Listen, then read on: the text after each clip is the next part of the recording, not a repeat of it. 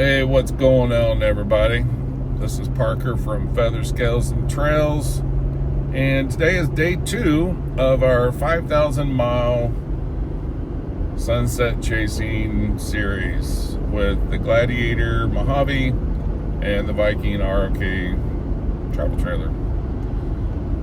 We just left our Schaefer Herd campground. Amazing sunrise this morning.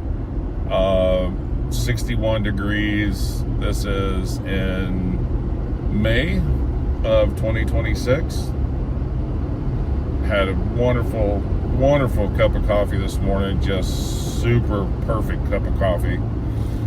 Neighbors came over and visited and talked about the rig. I get a lot of compliments with this setup with the Gladiator and the Viking. It just looks cozy and comfortable and easy to manage. I enjoy it. So we are heading to Townsend, Tennessee. Going to be staying at Big Meadow Campground there in Townsend. This is a kind of a upper class bougie RV resort right on the Little River in Townsend, and has lots of amenities, great bathhouse, great laundry units. It's a nice place to stay. I think it's close to about $69-$79 a night, depending on what location they put you in. Very safe. Of course, Townsend's just kind of a safe place anyway in Tennessee. Townsend is near Pigeon Forge and Gatlinburg. For you guys that are kind of wondering, that's some big theme parks. The thing I like about Townsend is that you're only a few miles away from Cades Cove, and you're also very close to the tourist attractions if you want to drive there, or you can drive straight into the Smoky Mountains and have a day camp at pretty much anywhere and enjoy the river and some trout fishing, which I don't know if we're going to trout fish on this one as much as we will when we get to Pennsylvania. I got some really hot spots in Pennsylvania I like to go. Anyway, we've got 5 hours and 18 minutes. Again, we are taking the back roads through Georgia up through Tennessee. I love these back roads. Yeah, they're kind of hilly and curvy, but the scenery is just a lot better than being on 75 North going through Atlanta. I hate Atlanta. That's such a brutal part of the trip when you're going from Florida to Tennessee. So yeah, another driving video for today, and we'll probably see some really cool stuff along the way. So you guys ready? Get in the truck. Everything's packed up. We're on the run to Tennessee. Okay, we're actually driving. It's pretty cool. Cool. All right, guys.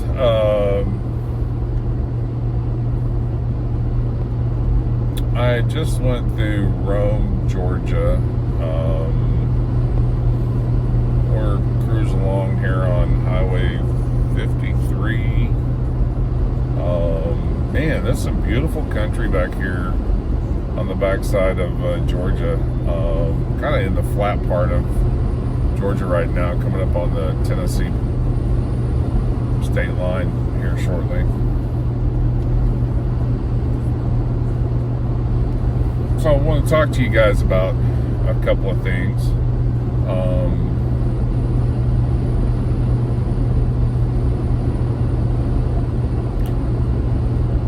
Is the Jeep Gladiator a good all-around vehicle? Man, there's some big controversy on that, and I think your mileage may vary based on how you mod or treat your vehicle. I think that's with any vehicle. I know that you can modify your Jeeps super simple. They're one of the few vehicles that, actually the only vehicle where you can take the top and doors and window out and remove and lay down, where you got a convertible, completely open air vehicle. There's no other vehicle that on the market today that you can buy new off the lot and do this. I know Jeep has some issues, as with most. Wow, that is one big house. Holy moly. And some more geese. So, I know Jeep has some issues that, in my opinion, and the Jeeps that I've owned, I've got a 2020 Wrangler Rubicon also that has the 2.0 liter in it, the little 4-banger turbo. It runs 35s and it'll scoot and goot, and it's got a lot of torque, and I can't tell a difference in the performance from when I had the 33s on there until I went to 35s. The gear ratio's got 410 gears, and just same as my Mojave. However, I'm not going to mod it out. I'm not going to lift it.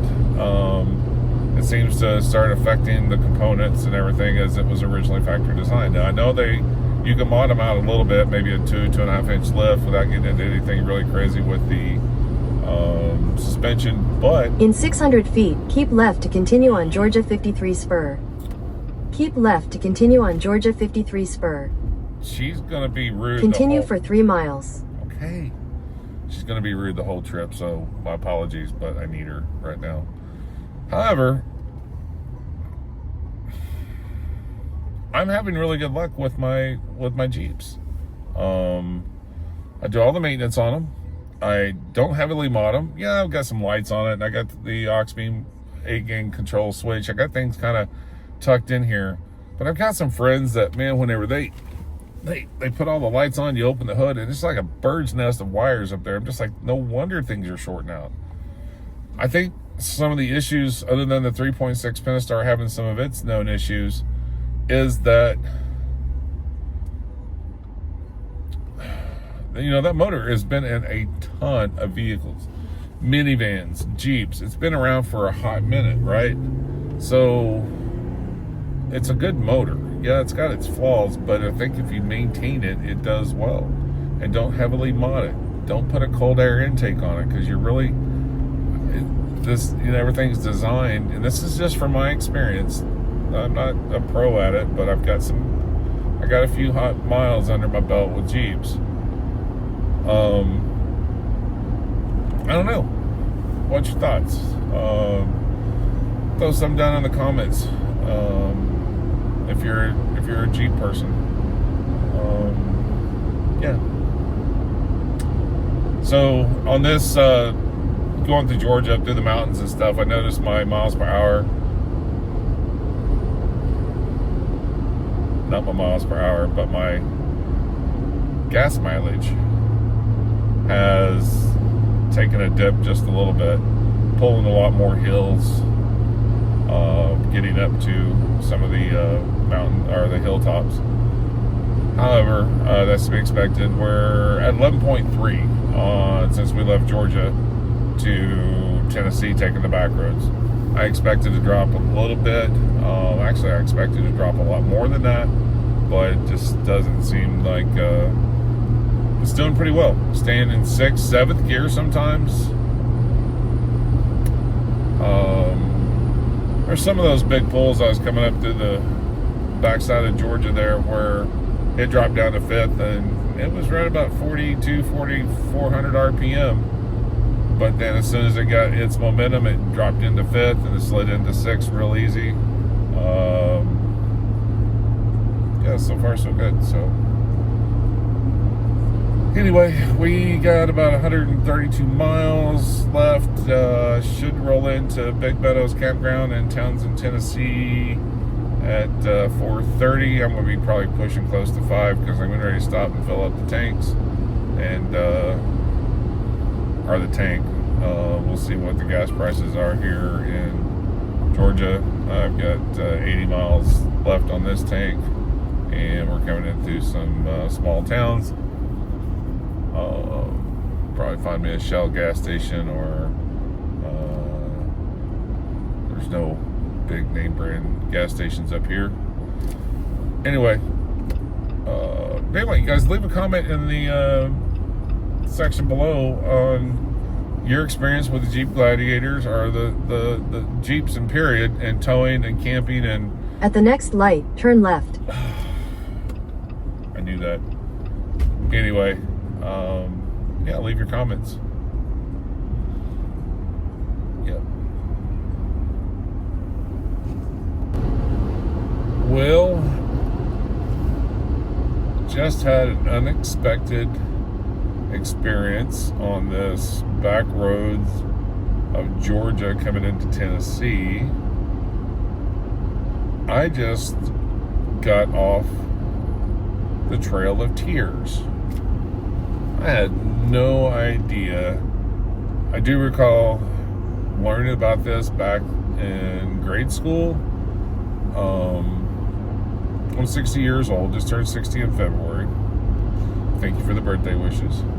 However, we studied a lot of Oklahoma history, obviously, and we used to have our own makeshift land runs in the 3rd, 4th, and 5th grade, where we took our wagons and put little covers on them, and we had our hatchets and hammers and wooden stakes and rope and lunches, and we would go out and stake our claim for the land run, and we would mimic the old land run as grade schoolers back in Oklahoma. This is a little school I went to in Edmond, Oklahoma called Ida Freeman. And that was a highlight of our year because we got to go out and stake our claim. I didn't know the Trail of Tears left Georgia, Alabama, Tennessee, and Florida area, and they were made to migrate west and ended in Oklahoma. Over 16,000 Cherokee Indians, and they said they lost approximately 4,000 due to cold, starvation, and diseases. So I'm going to play this little clip for you right here, and I have it narrated, and when you're listening to the clip, watching the landscape while you're driving through there, realizing that that's where some of these Indians had to migrate and walk through. Now you're driving on it, and there's homes and houses built up all over. It puts the landscape in a different perspective, as it says in this narration. It's about 2.5 minutes long. I think you guys will enjoy it. I'll be right back. Check this out. Tears is one of the darkest and most important chapters in American history. If you're traveling along part of the historic route right now, you're literally driving through ground where thousands of Native Americans were forced to march under brutal conditions. Here's the short version of why it's so historic. In the 1830s, the U.S. government passed the Indian Removal Act under President Andrew Jackson. The government wanted Native American land in the southeastern United States, especially in places like Georgia, Alabama, Tennessee, and Florida, mainly because settlers wanted the farmland and because gold had been discovered in Georgia. Several tribes were forced from their homelands, including the Cherokee Nation, Muskogee Nation, Choctaw Nation, Chickasaw Nation, Seminole Tribe of Florida. The Cherokee removal is what most people specifically refer to as the Trail of Tears. Around 1838 to 1839, roughly 16,000 Cherokee people were rounded up, placed in camps, and forced to walk over 1,000 miles west to what is now Oklahoma. Disease, starvation, freezing weather, and exhaustion killed thousands along the way. Historians estimate about 4,000 Cherokee died during the journey. Entire families were wiped out. What makes it especially emotional is many of the Cherokee had already adopted farming, schools, written language, and even a constitutional government. The Worcester v. Georgia Supreme Court ruling actually sided with the Cherokee, but the federal government still forced the removal anyway. Today, the route is preserved as the Trail of Tears National Historic Trail. Depending on where you are, you may be near old wagon routes, river crossings, campsites, or memorial markers. A lot of people travel these roads without realizing the history under their tires. Once you know the story, it changes how the landscape feels, especially through the mountains, rivers, and back roads of the Southeast. Wow. Pretty cool, huh? Pretty cool. Oh, there's some firewood. Squirrel. Yeah, driving through there after listening to this being narrated,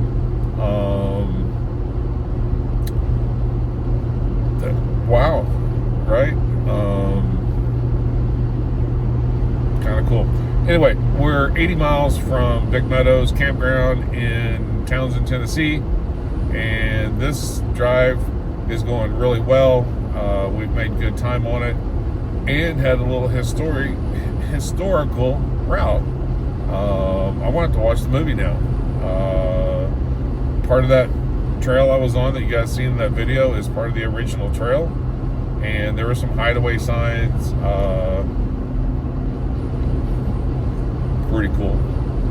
Anyway, back to Townsend, and we're going to be there hopefully around 4:45. Should be there by 5 o'clock, no problem. I shouldn't have to stop for fuel. I just got fuel a little bit ago. Gas here in Tennessee, right outside of Georgia where I got gas last, was $3.99 a gallon. And right now here on the inside of Tennessee, coming on 411, that's the highway I'm on, it's now $4.29. So it's jumped 30 cents over the state lines. So anyway, guys, we're cruising into Tennessee. I'm starting to see some mountains in front of me. I love that view. Absolutely gorgeous. And won't be too much longer until we get to Big Meadows Campground and get this rig set up, because we got 3 days of fun. I'm going to go do some trail riding up there on Parsons Ranch Road and take the Gladiator up there, the Tail of the Dragon, all kinds of cool stuff. So we should be there in about an hour.